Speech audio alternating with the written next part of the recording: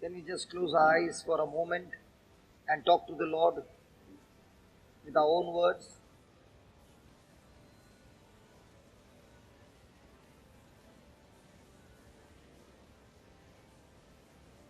Talk to Him and tell Him, Lord, I want you. I need you. I want to know you more and more so that I can become like you more and more. I'm not asking for blessings, Lord. I'm asking only for you. It is your great desire, Lord, to conform us and to make us into the same image of your Son, Jesus. So here I am in total surrender, giving myself completely to you. Have your way in my life. Do whatever you need to do. Change me, Lord. Help me to use every precious of life, every trials, every tribulation for your glory. Let this pressure not make me a victim, but let my mind be set that I am victorious, more than a conqueror. And therefore, with you on my side, your grace is sufficient for me. When I'm weak, you make me strong. Help me, Lord, to be courageous, bold, and not be discouraged, for you are with me. You will never leave me, never forsake me. You are with me till the end of time. So this morning you have given me, Lord, and the whole day. Help me to know you. Help me to spend this time that you have given me in your fellowship, in your intimacy. I want to hear your voice, Lord. I want to talk to you. I want to fellowship with you.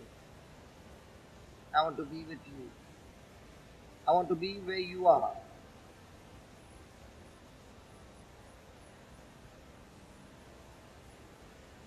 Praise the Lord. Yeah, you can open your eyes. Can you read that? Grace, beautiful grace, grace, beautiful grace. At the cross, love everlasting. Grace, powerful grace. Grace, powerful grace. At the cross, all of my pastors. Do you believe that? Grace is given only to those students who failed in the exam and could not get qualified to be promoted to the next class. That's the time grace is given, so that through the extra marks given, the student gets qualified and goes to the next class or gets promoted to the next class. That's why we call it as grace mark. Grace mark is not given to a student who needs 1 mark for distinction. No. But even 10 marks are given for the student who is failing, grace marks, so that the child is passed and goes to the next class. So in our life, every one of us, without any doubt, have failed in our fellowship, in our relationship, in pleasing God at all times. And that's why we need grace. Grace is given because I do not qualify. I failed. And with that grace, God gives you His life, His ability, His capacity, His authority on our life, and gets us qualified to experience His love, is called grace. And this grace is available to everyone. And God gives grace to the humble. Praise God. Put the next slide, please. Covered, covered, covered by your grace. Oh, covered. You got me covered, covered by your grace. I want to ask you, with the past that I've lived, okay, do you think anybody would have chosen me to do this job? With the past that I have lived, I am totally and completely qualified to go to hell. But because of His love, mercy and grace, the mercy and grace, they go together. Mercy is when God forgives me. He doesn't give me what I deserve. I deserve to be punished for what I've done. But His mercy cancels the punishment for me. His mercy. And instead of being punished, when God gives me His blessings, His goodness, His kindness, it's called as grace because I did not deserve it and yet God gives it to me. So we are all gathered here this morning and I know that we all need His grace because without His grace we are all lost. And that's what you are singing this morning and saying, Lord, when I look at my own personal private life, I know I've messed it up. But when I look at you, your love for me, you not only wash me with your holy blood, but you also cover me with your grace. And that grace no longer allows me to be condemned, no longer allows me to go around with guilt conscious, but with a new beginning, a new life, and a new destination. Amen? Then, no matter what I've done, no matter where I've been, no matter how I fall, you pick me up, you pick me up, you pick me up. Because when I'm fallen in sin, I can never come out of sin with my own strength. I need help. Because when I'm in sin, I'm already a slave of the devil. And to be free from that slavery, I need help. And for what I've done, I don't deserve help. I deserve to be punished. But here He is willing to pick me up again and again. Always patient, always loving. And that's what He says. You have removed my shame. You take me as I am. Raw, wild, undisciplined. You take me as I am. And with all your love, you begin to touch me, chisel me, polish me, scrub me, and start changing me one moment at a time with all your love. And that's why you call me justified. Say that, justified. You know what's the meaning of the word justified? What is justified? Justified means your case has been tried and you are found not guilty. Can any one of us be found not guilty? We are all guilty. Okay, let me give you an example. I'm going in a car and Frank is with me. I'm driving. Knowingly, unknowingly, I jumped the signal. And Marina, the cop, caught us. And she said, listen, that was a dangerous move. You would have caused big accidents by jumping that red light. You are punished, $1,000 fine or 6 months in prison. I don't have the money. So she says, I'm going to take you in. Frank, my friend, loves me very much. He's sitting at the side. He's listening to all this conversation. He opens his purse, takes out $1,000, gives it to the cop. She gives the receipt. She gives the receipt to whom? Frank or to me? To me. Now, once that receipt has been given with the penalty paid, Can anybody now call me a criminal? No. Because the penalty has been paid. The punishment has been finished. In the same way, what happened with us is when we committed sin, we deserved a penalty of death on the cross.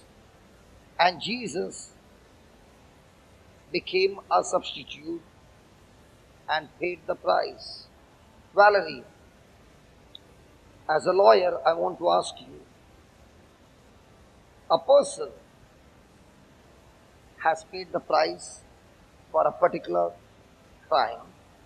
Can the judge punish for the same crime twice? Did you hear that? You can't. So, in the court, the judge is there, is the Heavenly Father, is the just judge. He cannot let us go free because he is the just judge. And there's the devil accusing and saying, this person has done this crime, he deserves to be punished. The Father says, yes, according to the word, yes. Then comes the other advocate, his name is Jesus. He says, hi Dad. And then he comes and says, listen, my Lord, the crime that this person has done, surely this person deserves death. But what this person deserves has already been paid in full by my precious blood and my life on the cross. It has been paid in full for the crime that he has done.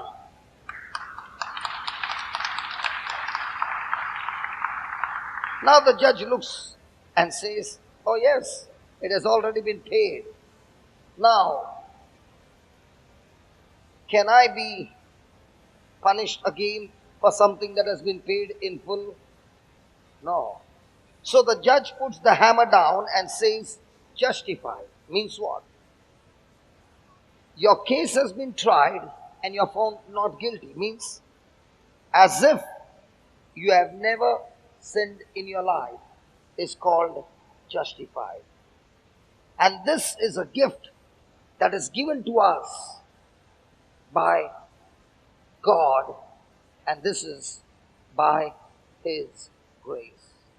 So when God declares not guilty, what are you going to declare? When you declare I am guilty, you know what's that? Pride. Why is it pride? Because you're going against God's word.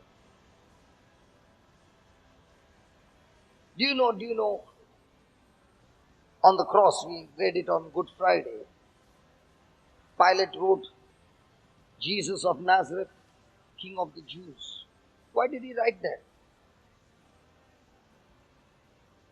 Why did he write that? Okay.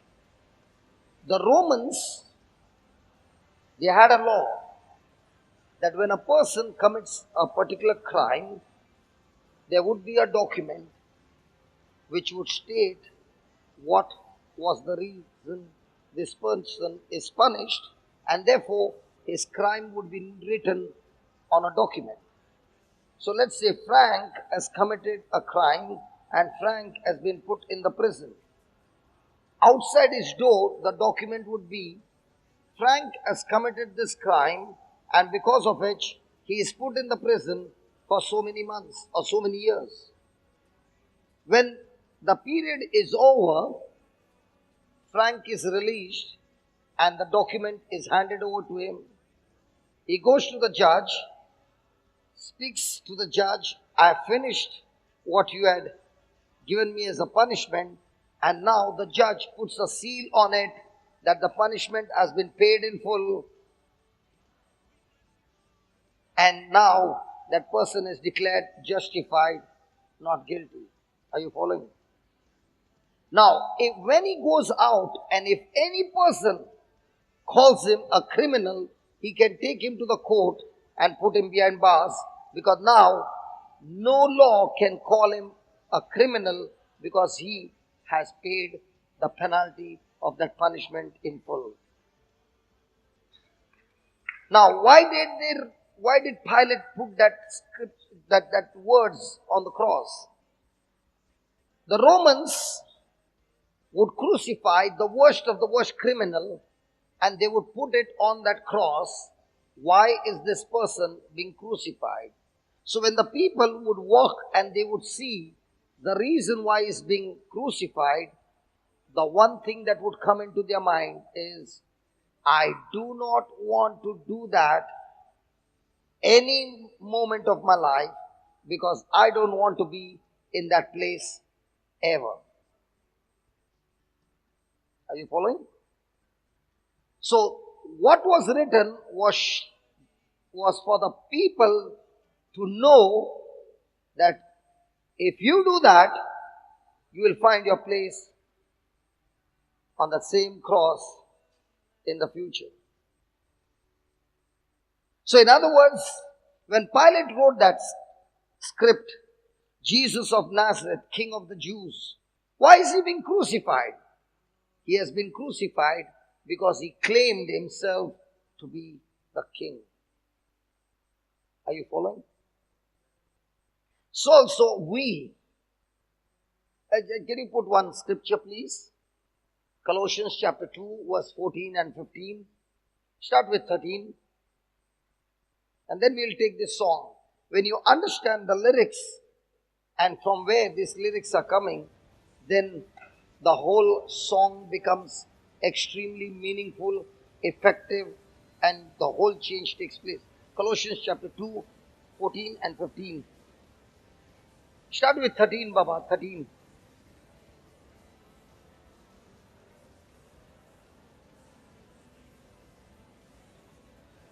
Thank you, Jesus. Thank you, Jesus.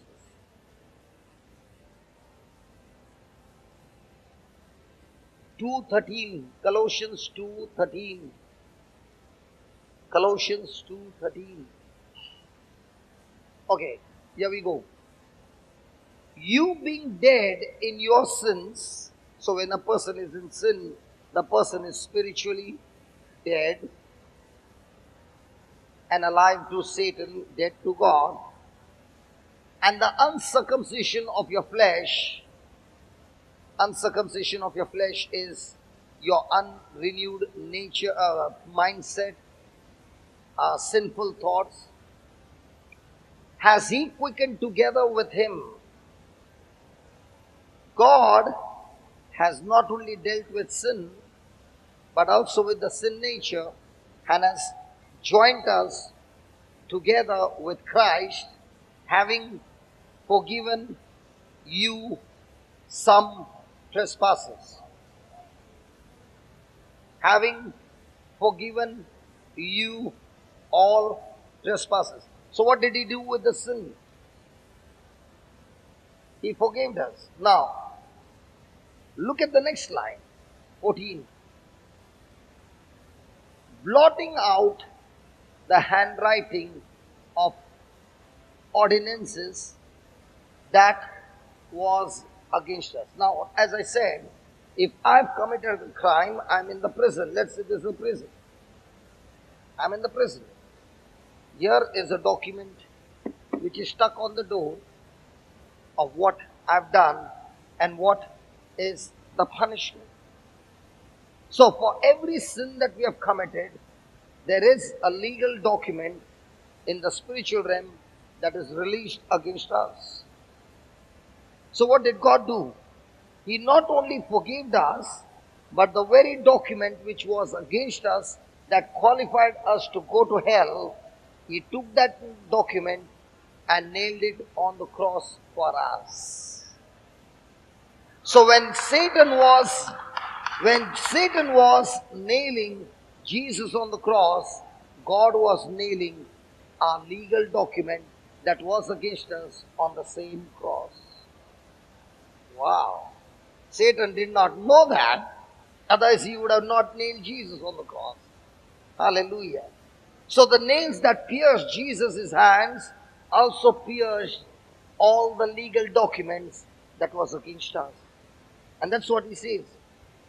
Blotting out the handwriting of the ordinances that was against us, which was contrary to us, God took it out of the way, nailing it to what? Nailing it where? So where are your legal documents that are against you? Who nailed it? God himself nailed it on that cross. Then, 15. 15. And having spoiled the principalities. Can I get a translation from RSV Bible, please? Got RSV Bible? It says disarm. Yeah. Disarm, disarm. Army man. I'm with arms and ammunition. Then you attack me. And then you disarm me. Means what? All the ammunition, all the powers, all the authority is been taken away. So what did Jesus do? He disarmed.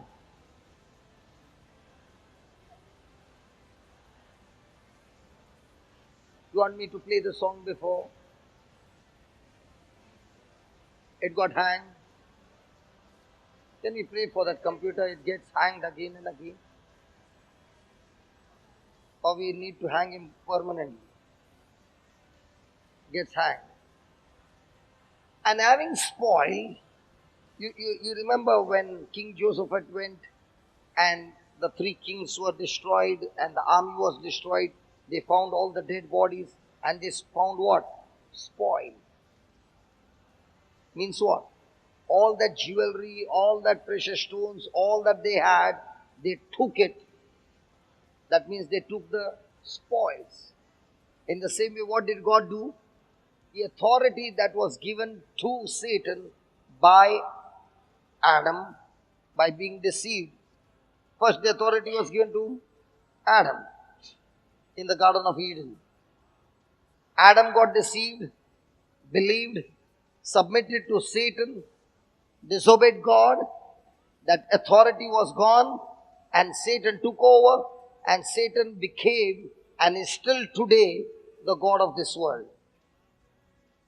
According to the word of God. But now what did God do? He disarmed him. That's why the Bible says the devil is like a roaring lion. He's not a lion, but is like a roaring lion. A lion without teeth. He can only roar. Whoa! Loudly. But he has got no teeth. Who broke those teeth? That's why the Bible says he's like a roaring lion looking for somebody to devour. He cannot devour everybody. But only those who do not know the truth. But only those who are walking in fear. But only those who get deceived by his lies. So, that's why you find, see listen, yesterday, that sister was losing her sight. She came to me in the morning and she said, I'm losing my sight. I'm losing my sight. I can't even recognize people. I'm losing my sight. And in this last 3 months, it's going minus. And it's become so blurred. And I said, don't worry. There she is sitting. And then I said, no, don't worry. By evening, everything will be all right. Now, how come that healing takes place? That healing takes place because we use the authority of Christ, and Christ has disarmed the devil. The same devil who had made me a slave a few years back, and I was working for him unknowingly. Now that same person who was once upon a time a slave has been taken over by Jesus, who set me free and gave me a choice. I'll put it this way. I'm in the slave market. You have come to buy me. The auction goes and Frank is saying $1,000. Valerie is saying 10,000. Frank is saying 20,000. Valerie is saying 1 lakh. Frank is saying 1 lakh 10,000. Valerie is saying 5 lakhs. It goes on and on. Frank is purposely putting the amount he doesn't want to buy. Valerie has made her mind, no matter what, I'm going to buy. The amount goes to extremely high. Frank stops putting the bid. The hammer goes down. Valerie buys. She sells off everything and she buys. So I am the slave, handed over to her, and she opens the rope, releases me, and starts walking in her direction. Now when she releases me, I want to run as fast as I can. She can't chase me. Okay? So I'm about to run, and I run a few yards to see how much is she running behind me. And to my surprise, I find that she's not even moving in my direction. She's already on the opposite direction, moving straight, not even bothered. I stop for a moment and I begin to think, hey, she's not even chasing me. She spent all that she got to get me out. And now I realize she paid the price only to set me free, not to make me her slave. She set me free from slavery and gave me the freedom. On the other side, the old master is saying, come, come, come, come. The new master is not even bothered, just walking. That old master forced me and made me a slave and beat me up every day. And this master is not even saying anything. Now tell me, I as a slave will go to which master? The old one or the new one? That's exactly what happened with Jesus. He released us from all guilt, got us justified by His blood. The penalty paid is not gold, silver, or any of these things of this earth, but His own life, His own blood, and set us free. And then He gave us the freedom. You do what you want. You want to go to the old way, or you want to come with me to the new way. But I'm not going to force you. I'm going to give you the freedom of choice. What will you choose? Come on, what will you choose? If anyone seated here can realize from what penalty Jesus has released you, then every day and every moment you'll say, Lord, I want to be with you.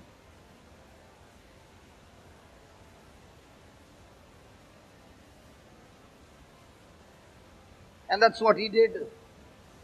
There was a match. One and the only match between Satan and Jesus. And it was an open match for everybody to see. And Satan, with all his team, got together, used different people to accuse, arrest him, and get him into the court where false witnesses were given and falsely given the punishment to be crucified. He used all his power to torture it. And Jesus would not even respond. He beat him up so much that the Bible says nobody could even recognize that he is a human being. His face was so disfigured, so marred, that nobody could ever recognize he is a human being there. All sickness, all disease, every sin, everything, every curse, every bondage, everything upon him. And there he said to his Father, it is finished. He gave up his spirit and died. Now please understand this.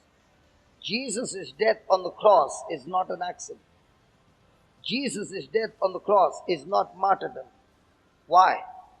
Because it was a well-planned by the Father, the Son, and the Holy Spirit.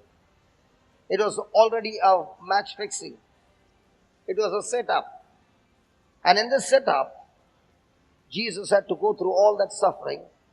And he said, Father, I finished it. It is finished. What was finished? What was finished? All the scriptures were fulfilled. Praise God. The devil became very happy because he nailed the Son of God on the cross and he died. Now let me tell you, Jesus did not die a death because of bleeding or because of the crucifixion. He said, no one can take my life. I lay it down and I take it back. So when Jesus died, he died by faith. What faith?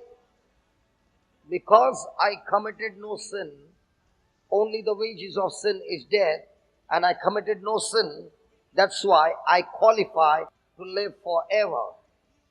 So when he gave up his spirit, he gave up his spirit for you and me. He gave up his spirit by taking our death on the cross. And because he committed no sin,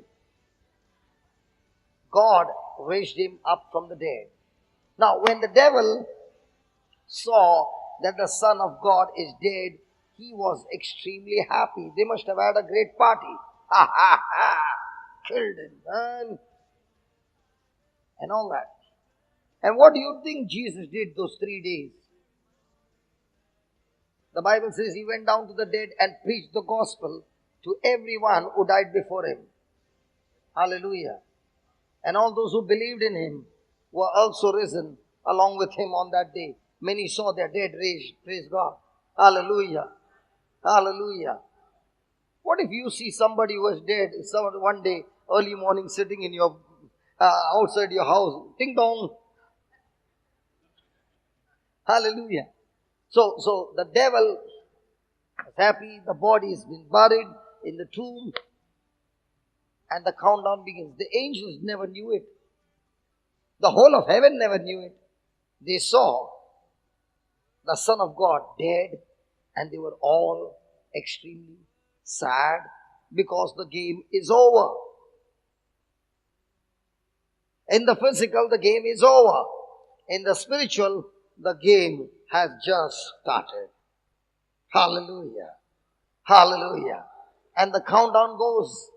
Somebody starts screaming, 10, 9, 8, 7, 6, 5, 4, 3, 2, 1. And the stone comes out, moves out, and out of that comes the cry, He is alive, He is alive, He is alive, He is alive, and He is alive even now, He is alive. And because He is alive and I am baptized in Him, I am alive with Him. Hallelujah. Hallelujah. And that's what He says. Having spoiled principalities and powers, He made a show of them. He made a show of them. He made a show of them. You know, when we were in school, we used to have a lab, especially the biology lab. And during that time, we used to have some dissection. We were not given the frog. The teacher would do it, and the frog was nailed with its 4 limbs on 4 points, and then he was cut and everything was shown, right? Come on, did you see that? Come on, did you see that? And all the students would come and see. Come on. Have you seen that?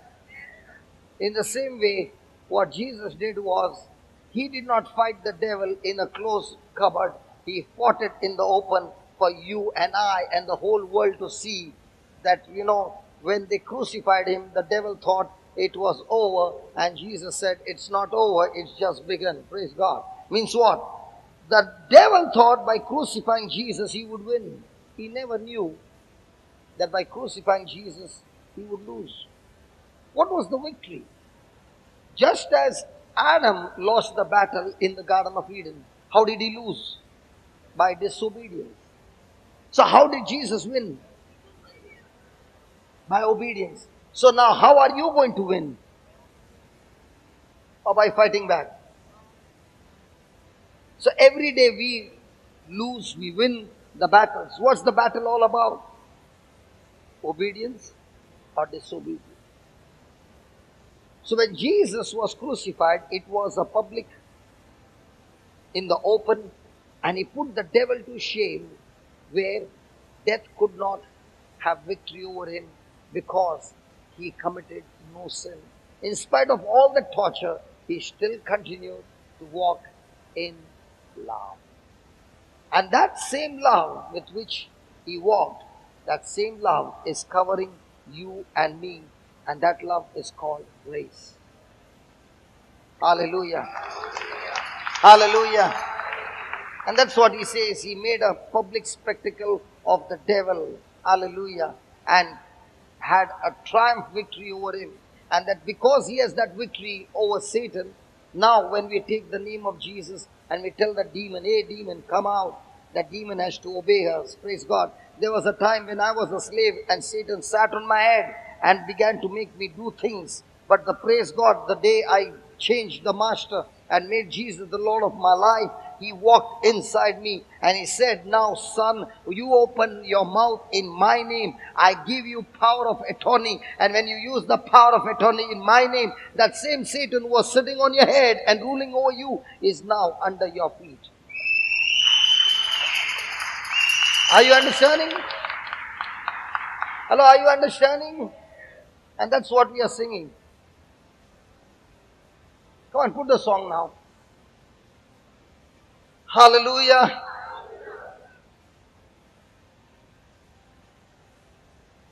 Shall we sing? Hello, shall we sing? There's one soldier who stood up.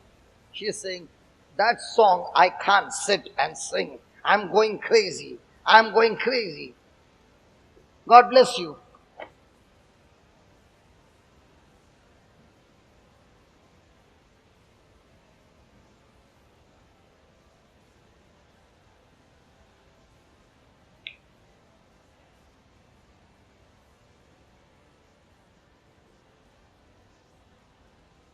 Five.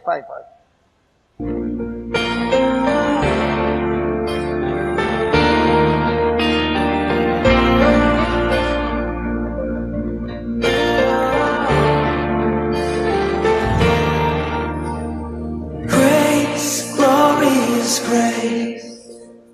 Grace, glorious grace.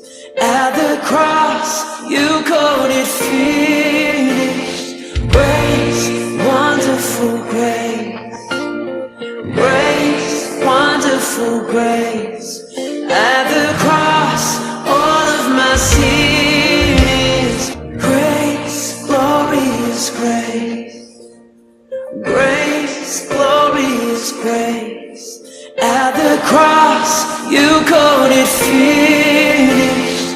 Grace, wonderful grace. Grace, wonderful grace. At the cross, all of my sins. Grace, glorious grace. Grace, glorious grace. At the cross, you called it finished. Grace, wonderful grace. Grace, wonderful grace. At the cross, all of my sins covered. Come on, change it, Baba. Covered by your grace, oh. Covered. Everybody, come on.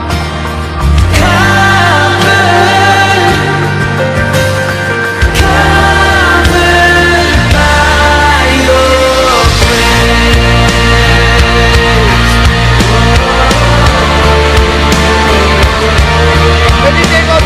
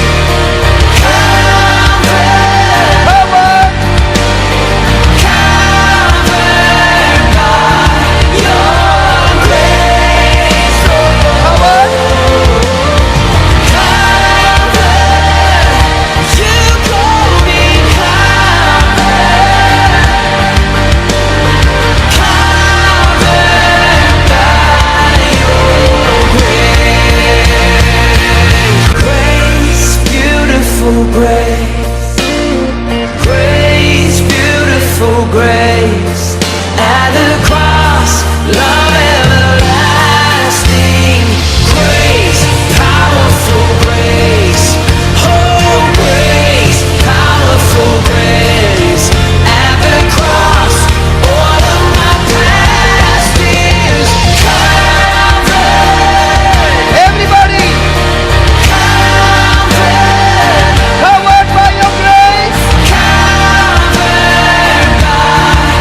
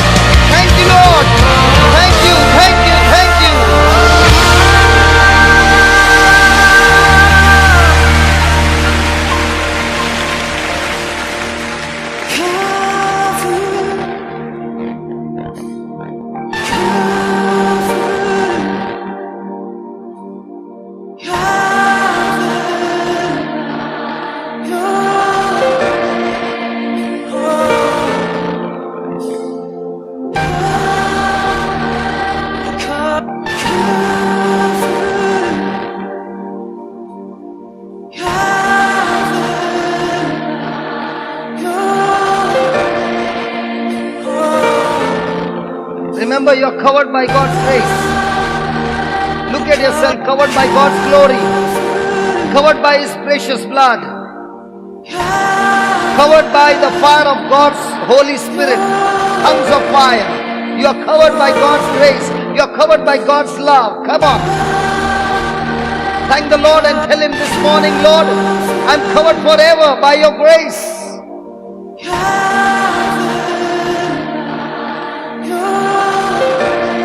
Can you lift your voices and tell Him, covered?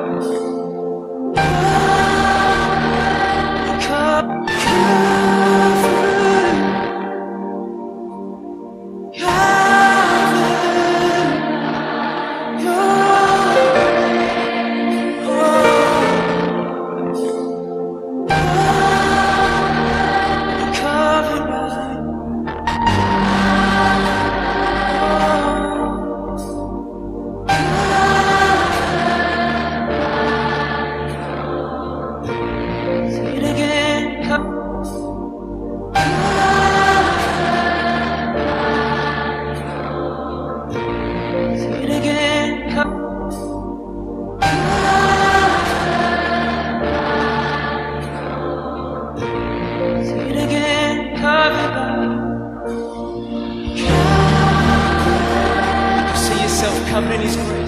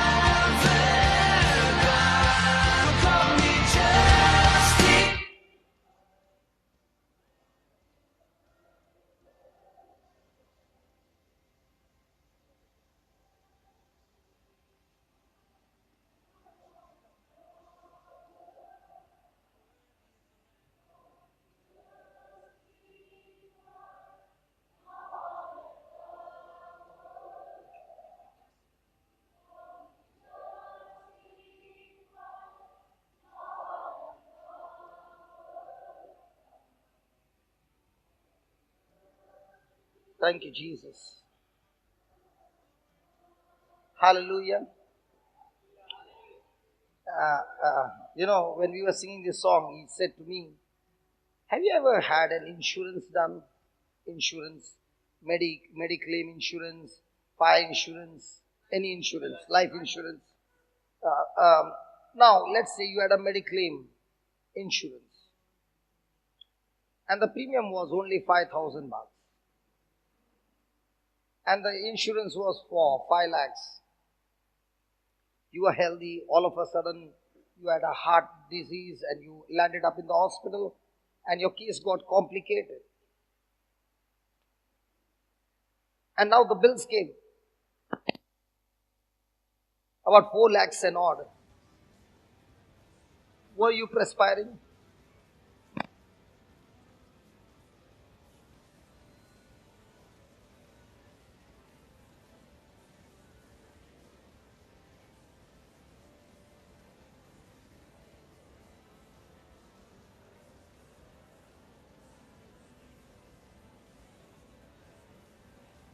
So, when the bill comes, what are you saying to yourself? I'm covered. Hey, what are you saying? With that same understanding, grace has covered you from every accusation of the devil, from every weapon of the devil. You are covered by God's grace.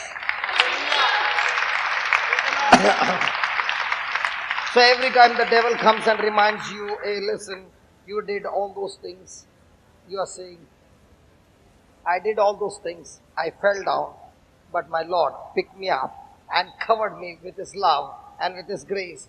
No more accusation, no more condemnation, no more guilt feeling in Jesus Christ. I wish I could keep this song going the whole day. Hallelujah. Let's skip the breakfast and let's have this song again. I'm not covered with my breakfast. I'm covered by grace, but my stomach is not covered. Praise God. Okay, Father, we thank you. No matter what I've done, no matter where I've been, no matter how I fall, you, Almighty Jesus, pick me up again. Not to beat me, not to punish me, but to clean me up, sanctify me, and make me walk in your path so that I am conformed to the image of your Son, Jesus. You have removed my shame and you take me as I am. You call me justified. Now I'm covered by your grace. Lord, as we go from here with these words in our mind, being justified, being covered by your grace, Lord, we can face every battle in our life because your grace is sufficient for us. Paul said, when I'm weak, I'm strong because in my weakness, your grace works perfectly in my life where I no longer depend on myself but on you. Jesus, we bow down to your Lordship and we thank you for the wonderful beginning of this new day. Lord, giving us an understanding that we are covered by your grace. We thank you, we praise you, and we pray a special prayer for all the boys in the new creation home for the love that they have poured of preparing the breakfast. Everyone working behind the scene to give us the best. Lord, we thank you for their life.